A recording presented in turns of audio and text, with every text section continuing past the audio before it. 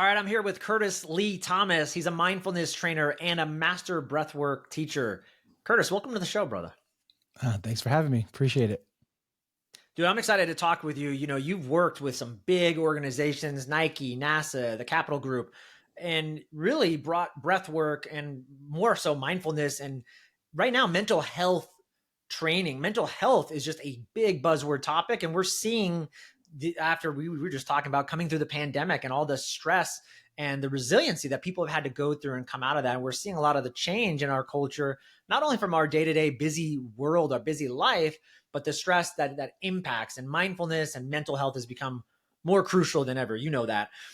But before we go there and getting into all the cool stuff that you're up to, I'm just curious, like how did you get here? Was there a pain to purpose story, or why do you feel so compelled right now and on a mission to impact so many people through your foundation, everything you're doing?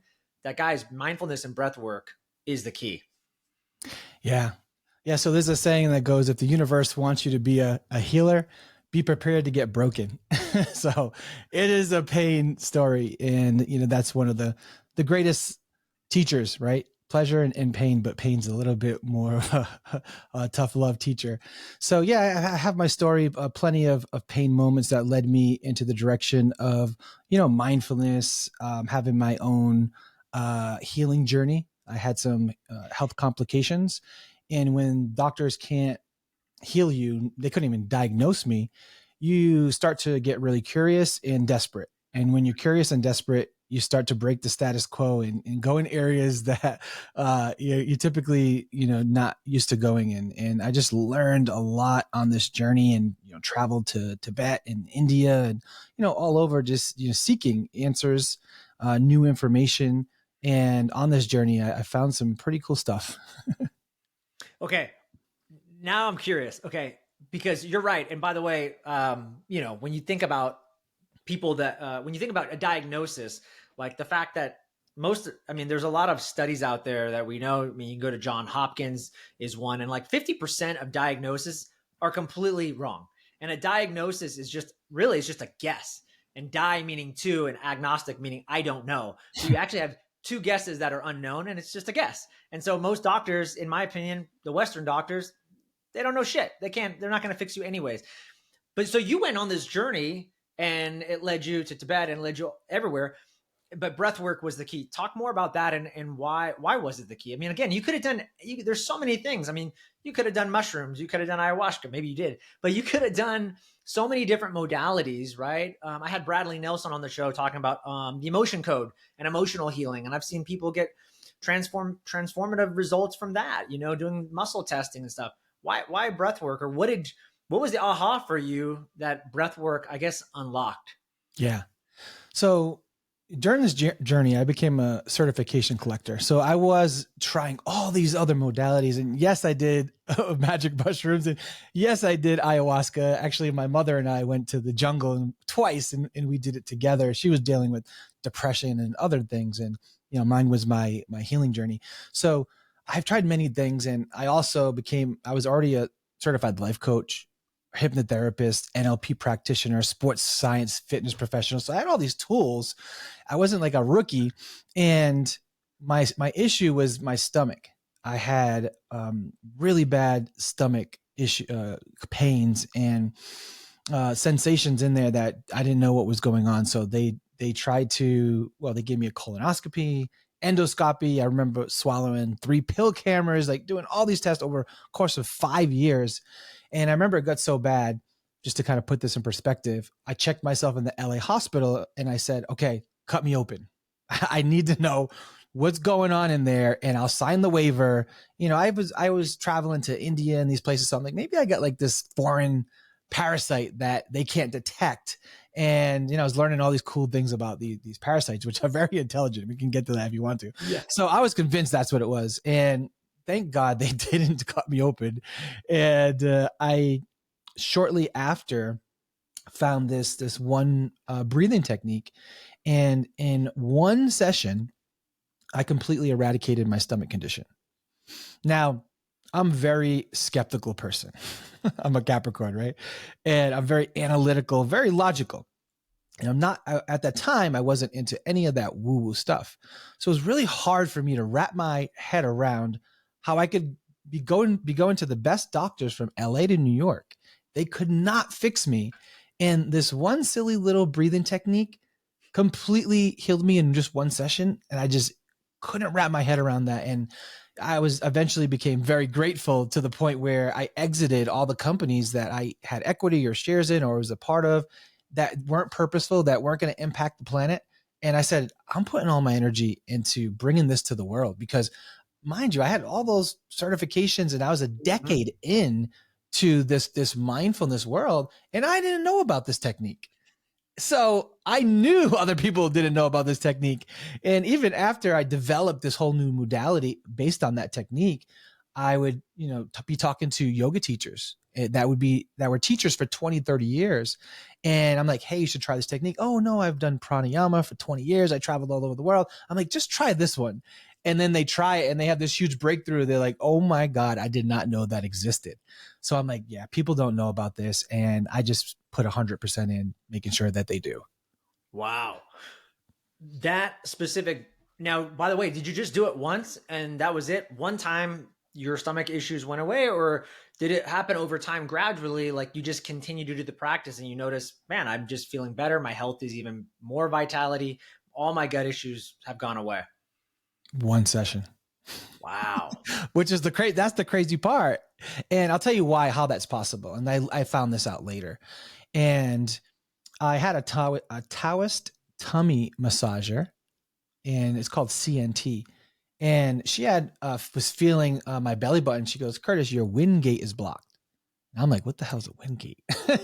She's like, that's the energy in your body where all the area in your body where all the energy goes in and out. And yours is blocked. So you don't have any new energy coming in and coming out. And it's pretty much causing blockages, energetic blockages within your body. So I was pretty much like energetically congested, which is a thing. Maybe not in the Western world, but definitely in the Eastern world. So, what happened was the breath is the only thing that's connected to these energetic pathways in our body. Now, I don't want to geek out on your audience, but let me break it down. Please geek out. So let me give a reference or a comparison. We all have blood in our bodies. We know this. Even though we can't see it, we can cut ourselves open and like, oh, it's real. It's blood. And how does that blood get distributed through the body? Through veins and arteries. We know this. We can actually see them. Well, I think we can all agree that we have energy in our bodies. And, science has proven we're made up of more energy than matter. So we all have energy. You walk into a room or you meet someone that person has like really good energy. I like them. They make me happy. I go and say, that person's kind of giving me some weird vibes, the vibes, the energy, we have it. But how does that energy that's in our body, how does it get distributed through the body? Now that's what people don't know. And it gets distributed through the body through something called nadis. And nadis are these energetic pathways. So anyone who ever went to a acupuncturist, they work with the nadis and those energetic pathways and they open them up. So when we have a blockage in those energetic pathways, that's when we can feel stuck in life. It's when sometimes we don't feel comfortable in our own body because energy is just like water, right? It's going to go where it's supposed to go. And if there's a blockage, a dam, right, then it goes around it and it goes somewhere it's not supposed to go. And when we have energy in our body that's going places where it's not supposed to go, it makes us feel uncomfortable. It gives us anxiety. It gives us these strange feelings. So my energy pathways were all messed up and mixed up. And the breath is the only thing that cleanses and clears them.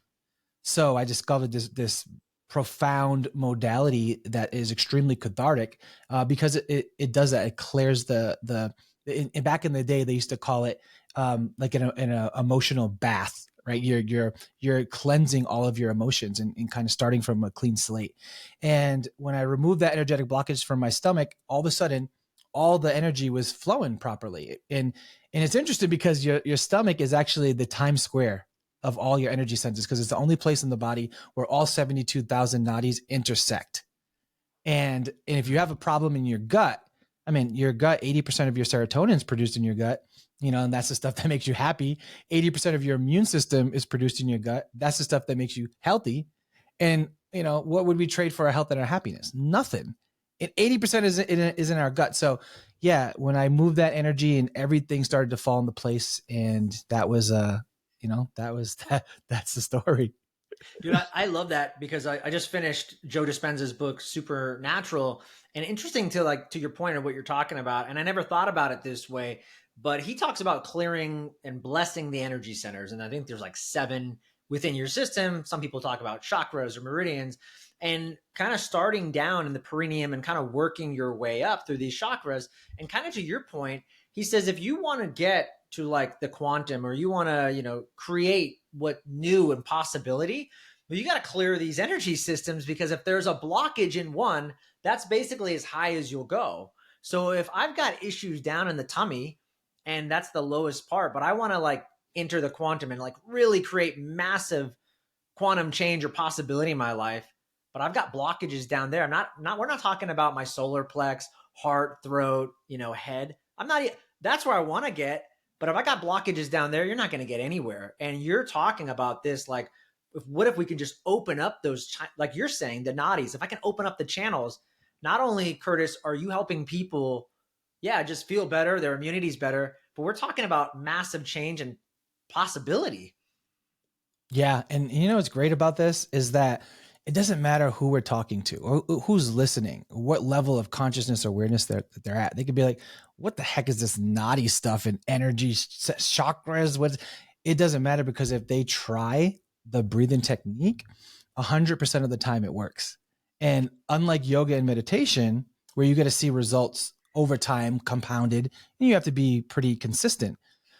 Unlike yoga and meditation, the results are immediate and undeniable from one session. So now you're taking the biggest skeptics and you're making them a believer in one session. Not a lot of things, not many at all, do you see instantaneous results like that. Like, I look at my cabinet, I got all these supplements that somebody sold me on somewhere down the line. And I'm like, this thing's going to fix my life. I take it, nothing happens, nothing changes. The only thing that really makes me feel different is coffee. Yeah. Everything else, I don't really know if it's working. I just kind of like, I pay a lot for it, so it better be working. But this is something that's very tangible. It's very practical. Anybody can do it, and that it works. And I feel like we do live in a microwave society, Joel, where people want to see results. They want to see results fast. And, this is the one thing that does that. And which is why I kind of took all those other skill sets and certifications and said, let's roll them up and put it into breathwork, because it's the Trojan horse. Yeah. This is what allows us to get into companies like Nike and Capital Group and NASA, who, mind you, NASA and finance people, they're very left-brained. They're very skeptical, So for them, NASA went on record in Lincoln Bloomberg or Business Insider saying that was the most impactful event that they've done in the history of the company, and that no event the employees called for future sessions and wanted to do more. So it's working, man. Yeah, it's definitely working. I mean, I know HR Magazine said your Breathwork Detox was voted #1 for all employee well-being out of everything.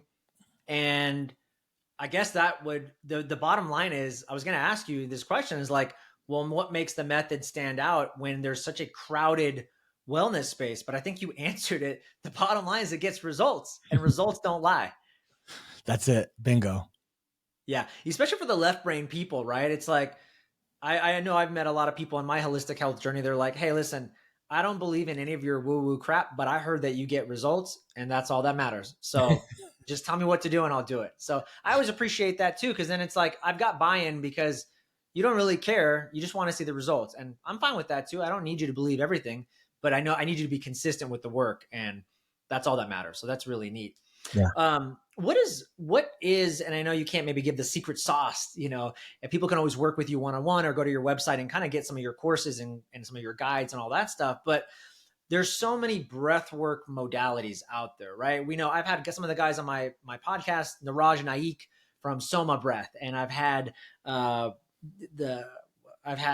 founder of Oxygen Advantage. We talked a lot about Buteyko and the box breathing, and there's so many different modalities. How long does a breathwork detox take? Because for most people, time is always a barrier. Like, yeah, I'd love to do your breathwork session, Kurtis. I don't have time in my day. So how long is a typical session would you recommend? And if people can do it daily, like what does that look like? Yeah, so it would depend on the results that they're looking for. I would call Breathwork Detox is a deep, it's a deep session. Like if you want to go and do a deep dive, do those about twice a month. And the active breathing is anywhere from 28 to 31 minutes, roughly from beginning to end. And there's instructions of exactly, what they're going to be experiencing, what they're going to feel, and then the actual technique, which is done prior. So everyone is able to create that safe space and know what they're doing in the technique, so they feel confident going into it. And that deep dive, that's the Breathwork Detox. And then there's like simple stuff. Like I think the most underrated breathing technique is the sigh. Because if you look at the body's natural response to alleviating stress, anxiety, and discomfort in the body, it's a sigh. If you can watch someone, just pay attention to yourself next time, it builds, the stress, the tension, the pain. And once it gets to that, tipping point, the body goes, now, what if you could do that intentionally and trigger that response? And it's very simple. You just do a conscious sigh and you do that 3 times in a row. But before you do it 3 times in a row, check in and pay attention to how you feel prior. And then after you do those 3 sighs, see how you feel afterwards. And it's only going to take you 15, 20 seconds. And you're going to feel amazing just within that short amount of time period. So that's something super simple. Anybody can do. They can do it today, as soon as they hear this. And the deep dive of the Breathwork Detox is something that's more of an adventure. It's a journey. It's an experience. It's next level. Yeah. Okay. On that note then, and I was just talking to one of my old mindfulness teachers today, and it was interesting because we were talking about what it means to be, and I know your breathwork ties into also mindfulness, right? And presence and spirituality. And we were talking today about like, what does it mean to be present or mindful? And he said, well, it's interesting, Joel, because, we have these apps like Headspace where you can just zone out for 10 minutes. And these things are great, right? It's brought a lot of attention to the mindfulness space. But he said, in reality, when you look at the translation of mindfulness, and I believe sati is what it's called. And he said, it's more than just like, oh, checking out for 10 minutes and paying attention to your breath. That's great. But it's actually the culture, the ethos that you embody. It's an entire dynamic. It's not just doing breath work. It's like, how do you live your life with mindfulness? So is that what you're talking about? Like, not only are we creating the breath work detox, which is just the opening of the gate, if you will, but also how do we embody it and move in our day-to-day life? Is that kind of what you're talking about? Yeah, I mean, I think the word consciousness comes up a lot in that conversation too. And most people don't really know what consciousness is, and you could kind of couple it with mindfulness. But regardless, when you are on a path of improving yourself, how do you improve yourself? Get stronger, get in better shape, all these things. Maybe you get smarter, you learn more. But the real secret sauce is elevating your consciousness. And you'll hear spiritual people say, raising your vibration, and things like that. But really, you're elevating your consciousness, which is your awareness and your perception of the world and yourself. So it's an external and it's an internal thing that's perpetual. It's 24/7. You wake up in the morning, you had a dream and say, oh, I had a dream, go get your coffee. Or you go realize, wow, what was my subconscious trying to tell me? Is there a message that I need? Why did I have that dream? Why that person? Well, I haven't seen that person in like 8 years. Maybe I should give them a call. When you start to think like that, your life can change because that phone call could change your life. So many things. And it's just going through life with a little bit more awareness to other people, how they make you feel, your impact on them.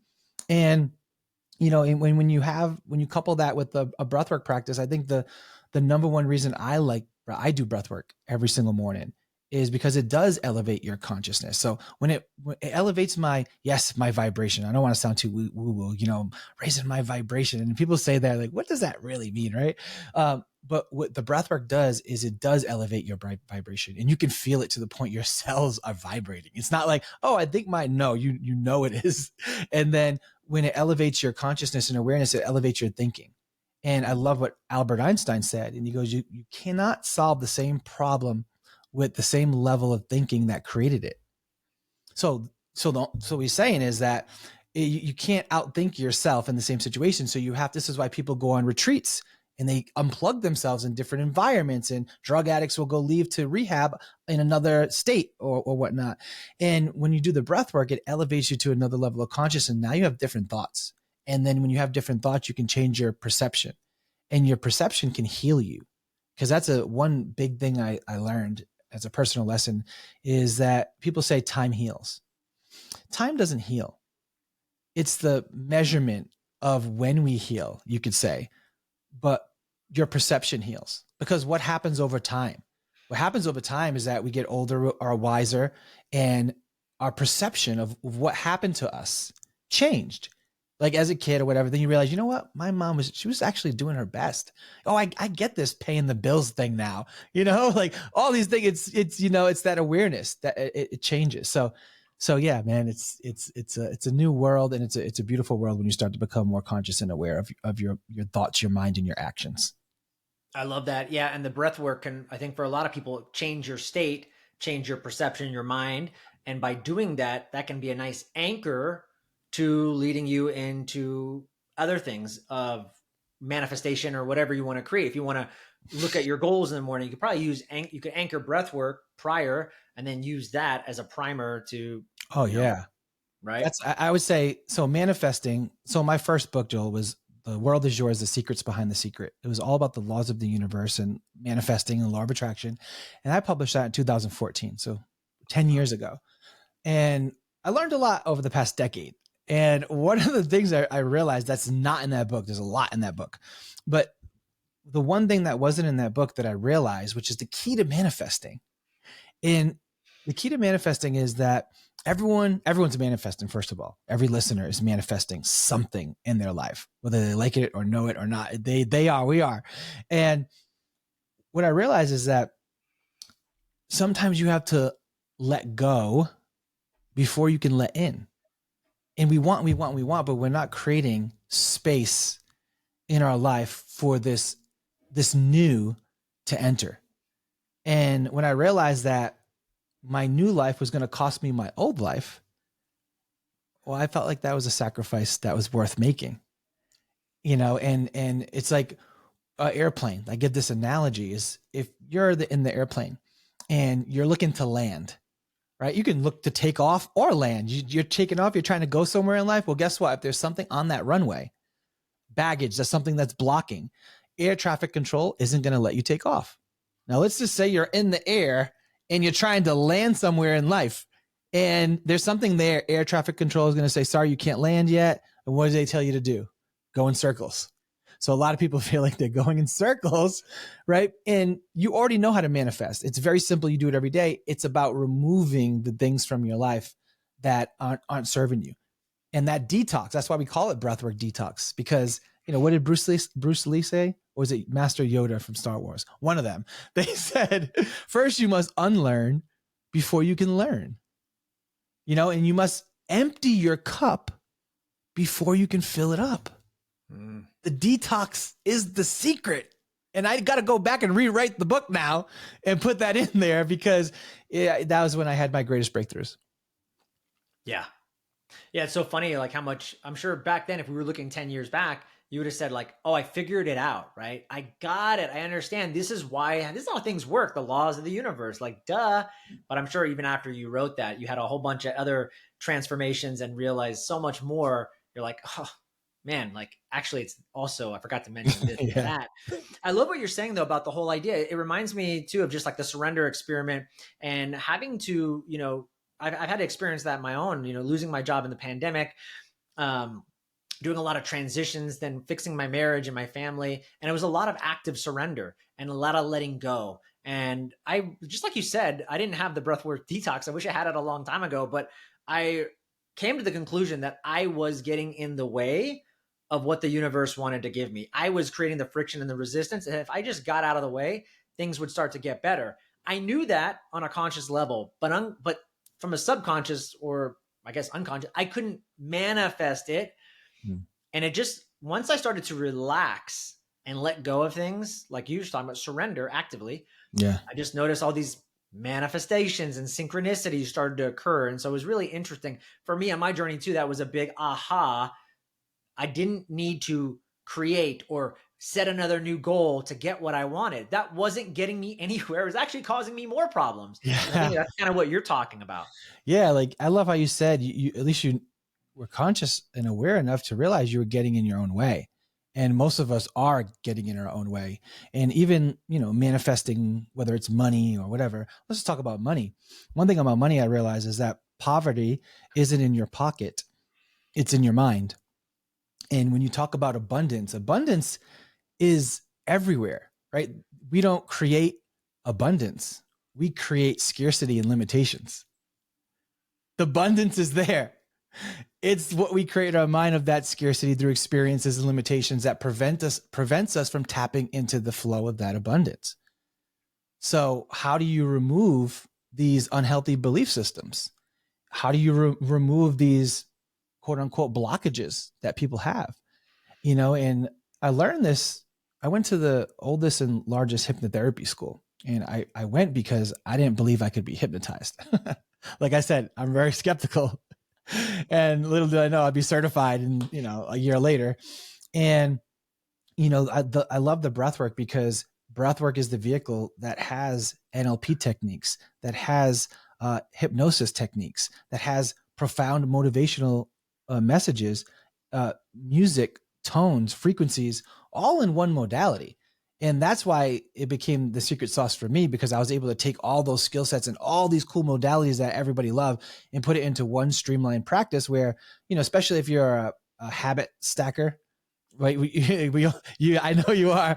So we only got so much time in the day. Like, you can't do, there's like 50 different types of yogas, all these breathing techniques, is, this modality, that modality. It's like, we can't do it all. And sometimes we get overwhelmed with so many things, we don't end up doing anything. So when I found, that I could put all these into one, and knowing the society that we're in and people don't have time, it's like, okay, allocate this much time and you'll be happy that you did. And this is why I do it every single day. Yeah, I love that. And then for your breathwork detox, I want to start doing this. Is it, I love to be guided. And like you said, I like to have my headphones on and like listen to someone guide me with the music. I love that. That helps me change my state and kind of get into it. Is that how, if anybody's listening, can they download a track or subscribe to a course? And is that kind of how it'll work? Yeah, I actually do. I recommend, everybody try it. First of all, you have to try it. It's unbelievable. And you don't have to try it with me. Just try it with somebody, and just don't try it on your own. Because if you go on YouTube and you try to do research, you're going to get misguided. Not to say the teacher's going to misguide you. It's just because the technique might be different than what I'm talking about. And it would be really good for you to have a live facilitator. So maybe go somewhere locally that has this deep diaphragmatic. So I seen that issue. I started doing these breathworks virtually. We do them twice a month. So every 2 weeks we do them. And the reason why I say that is because your first session, you want to have guided. Even if you are the type of person that wants to get the downloads and do it on your own time, that's great. But your first experience should be with a professional, a certified master teacher, so they can bring you through the journey and the experience of how it's supposed to be. Then you take that, and then you just like, you go to a trainer, right? They show you all the things to do. Well, then you can go on your own. You could do the same things that the trainer showed you, but you got to get that education first. So yeah, they can go to a local place that teaches it. They can come to my virtual events. I created a code for you, as actually I can give it to you now or at the end, but anyways, it's Joel50. You get 50% off if you want to have that experience.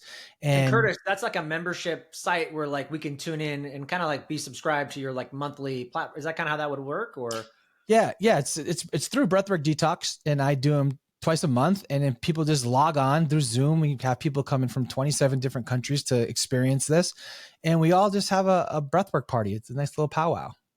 Awesome. Yeah, let's go. I'm excited. Sounds like fun. That's It my kind of is. woo woo stuff. So you can't out woo woo me on this show. I love the woo woo. Let's keep it going. Um, I wanted to kind of go a little bit back because I want to actually highlight some of the things that you've done. Again, working with Nike, working with NASA. Is there a moment that you can recall where like doing your breathwork detox made a tremendous or significant impact within one of these organizations where like they came back afterwards and were like, dude, you're not going to believe this? Yeah. So really all of them, even the Capital Group, when I did the Capital Group one, there was a like a line, people who wanted to talk to me afterwards because I just blew their mind because they didn't understand that this was possible through the breath. And one guy was in line, he was a taller gentleman, and he came up to me afterwards and, he put out his hand. He goes, I just have to shake your hand. He goes, because I was probably one of the most skeptical people and wasn't sure we wanted to bring you here. It was at their retreat. And I just have to shake your hand to let you know I'm so glad that I did. And you made me a believer. And he shook my hand. Come to find out, I was a chairman of this, finance company that manages 2.3 trillion in assets. So that was pretty cool. And then one guy in the same event, he came up to me and he was like trying to get words out for 60 seconds. And then he couldn't put his experience into words and he just hugged me. So that was beautiful too. I love that. I just hugged them back. And, the Nike, they also put on record that the event that I did for them, it was the largest mindfulness event that Nike's done. And it was a game changer for their whole company. And what I thought was pretty awesome is that after this event, they actually created a entire marketing campaign centered around the breath that launched in first Q1 of January. So, that's my dream, to impact these huge, global Fortune 500 companies and try to change the culture, because you said this in the beginning, like mental health is huge now. And now they're actually paying attention to it more than ever because they're realizing, since COVID and people need it. And mental health isn't just somebody who has schizophrenia who needs medication. Mental health is like regular normal people who are high performing, that have inner conflicts in their mind, that just need help sorting all this stuff out through certain practices, modalities, and information. Yeah. And on that note too, with just working with a lot of these corporate, bringing in corporate mindfulness into these big organizations, how has your work just, how has it changed or influenced your understanding of the way they work and the importance of the mental health aspect? Yeah. So back in the day, not too long ago, but back in the day, I'm sure you remember when companies were looking to acquire and headhunt new employees, it was all about like the cool office, right? Google like kind of kicked it off with like ping pong tables and like sleep pods and like all these amazing things. And then like this company is like, we need to do that. We need to do that. So they created this culture of having the coolest office, and they would bring people to the office and take tours, and that's how they would wow them to come work for the company. Because they were, the pay and the benefits was all the same, but it was about the environment. Well, since COVID, that changed. Nobody cares about the office. Matter of fact, nobody even wants to go in the office anymore. So what are they gonna do now? And what's happening is they're bringing on these people, even if they're working from home, they're bringing on less people since COVID. So by bringing on less people, they're giving them more roles and responsibilities. And these people are burning out and their mental health is crashing. And we're talking about highly effective, efficient executives. So these people are burning out because they don't know how to not just deal with burnout, but how to prevent burnout. And that's the key, is you need to prevent the burnout, because once they burn out, you lost an employee and a good employee. So right now, what we're looking to do, it's a little premature to speak on this, but I'm going to do it anyway.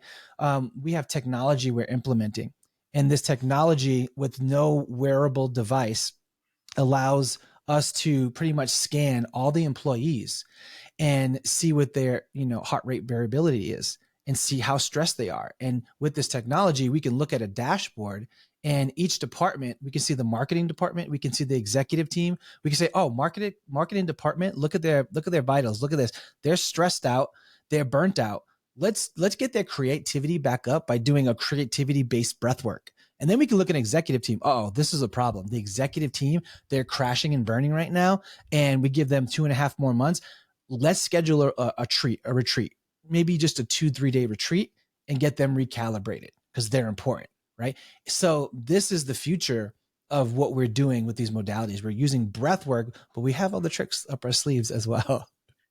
That's really cool. But I'm also thinking too, like Minority Report or something. Like, what if I just went on a bender and had a nice went on? Sorry, yeah, you scanned my vitals and I went out.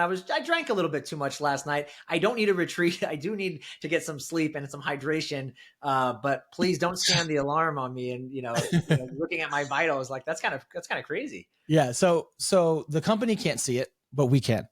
That's the rule.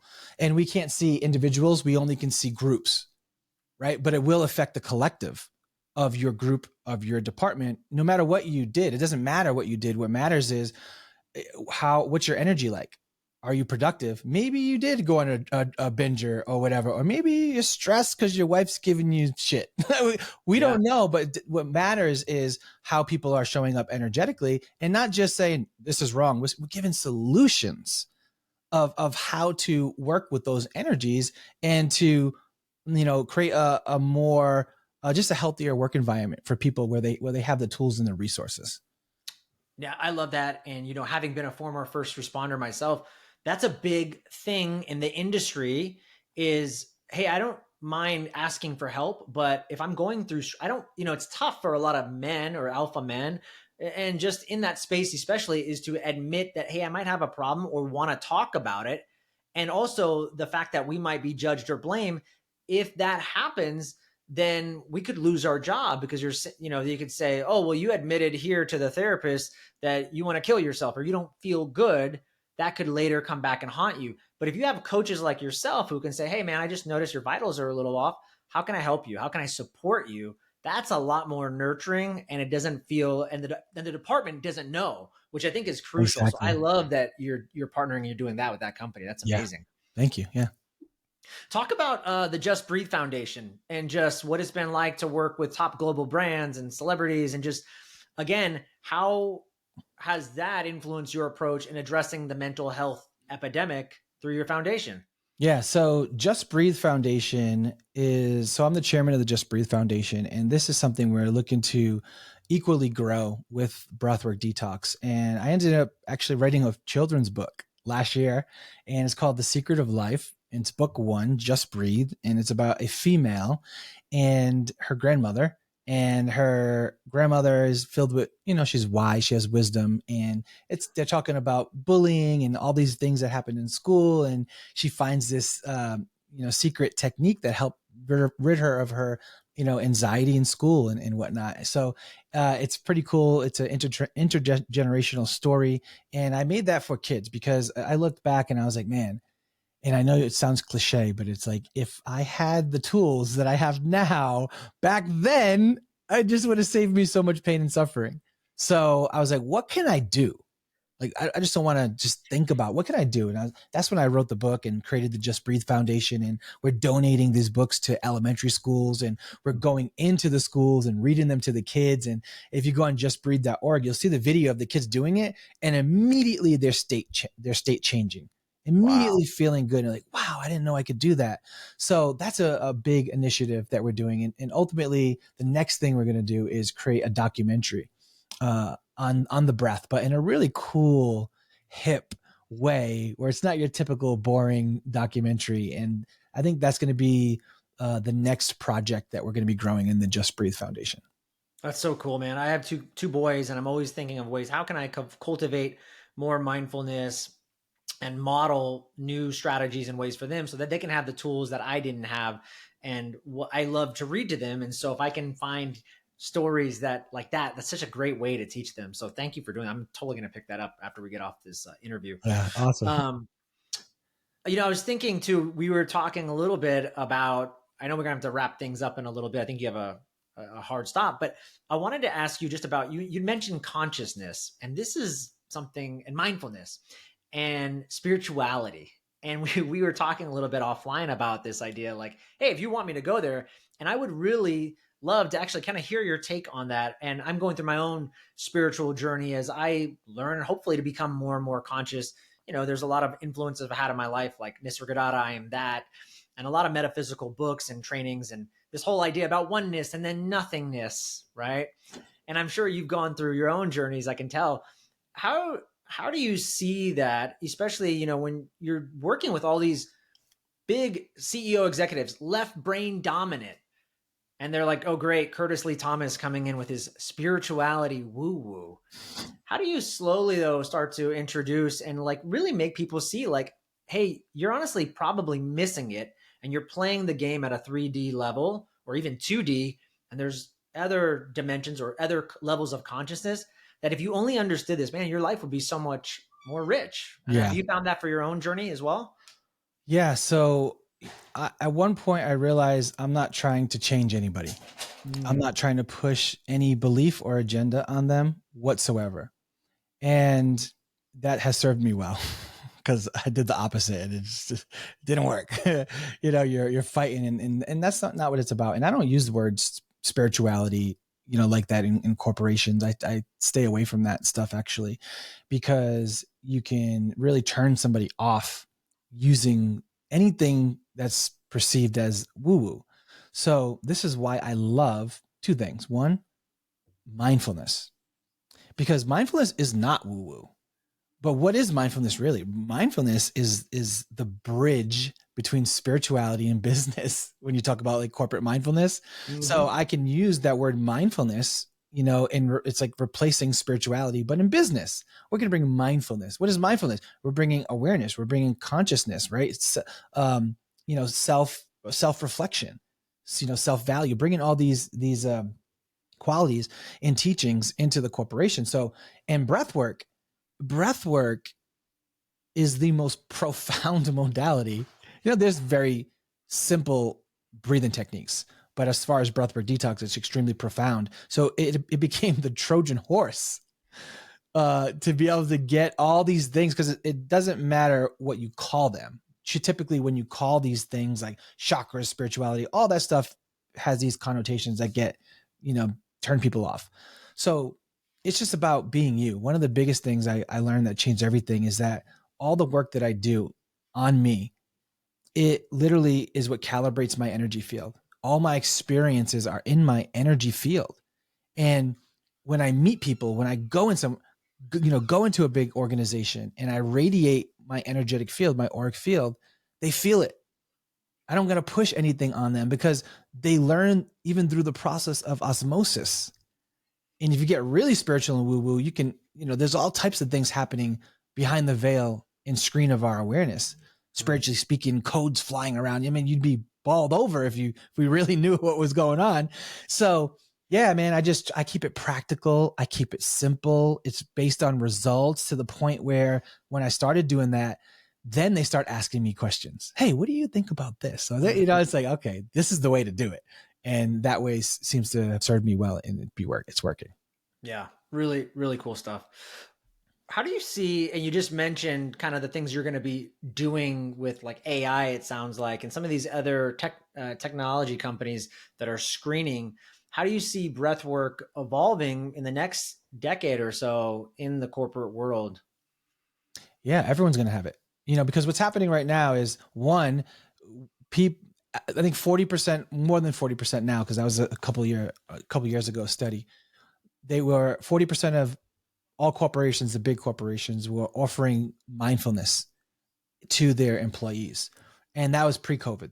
So now fast forward, 4 years later, more people are doing that. But when that corporation's like, hey, we should do mindfulness, what is the first thing they think of?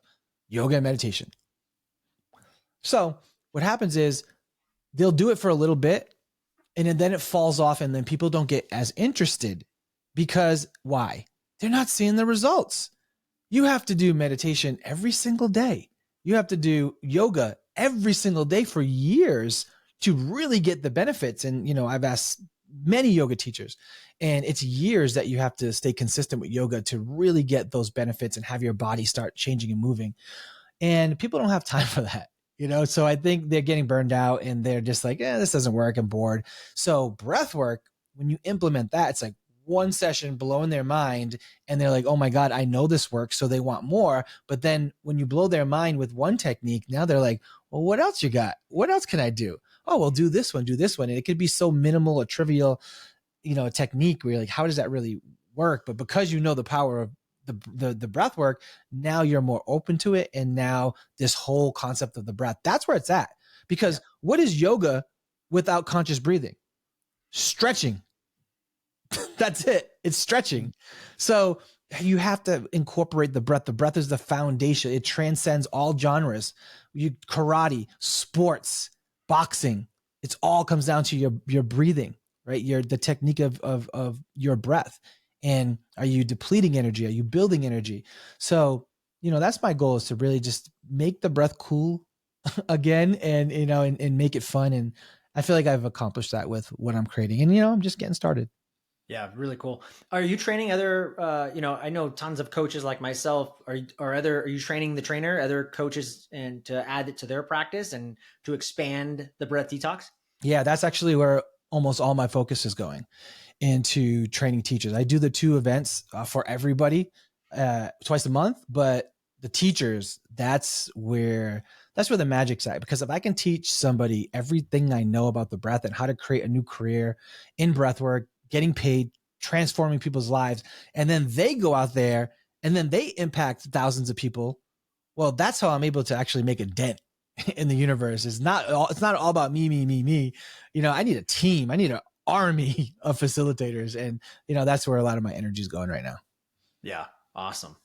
What's I know we're going to wrap things up here in a second, but any new and exciting projects that you're working on? Ooh, yeah, I am. Man, do I want to talk about it?